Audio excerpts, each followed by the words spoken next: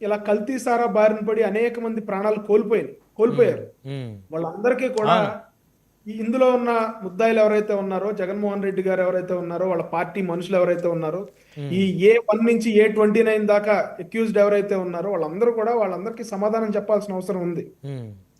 ఎందుకంటే ఈ రోజున చూస్తా ఉంటే 9 డెన్లు అంట బ్రహ్మనాయుడు గారు.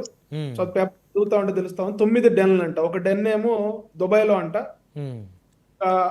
అపార్ట్మెంట్ కొన్నారంట 56వ ఫ్లోర్ లోనో 57వ ఫ్లోర్ లోనో. ఇంకోటి తాడేపల్లిలో ఉందంట. ఇంకోటి ఏముంటాయి సార్ డెన్ లో కార్యకలాపాలు ఏముంటాయి?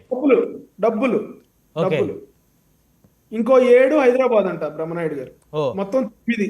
అంటే ఆంధ్రప్రదేశ్ లో ఆ లిక్కర్ షాపుల్లో, వైన్ షాపుల్లో ఏదైతే కరెన్సీ మామూలు డిజిటల్ కరెన్సీ కాకుండా నార్మల్ నగదు లావాదేవీ జరిగిందో అవన్నీ కూడా వెహికల్స్ లో తరలి డెన్ లోకి వెళ్ళి పంపకాలు జరిగాయా?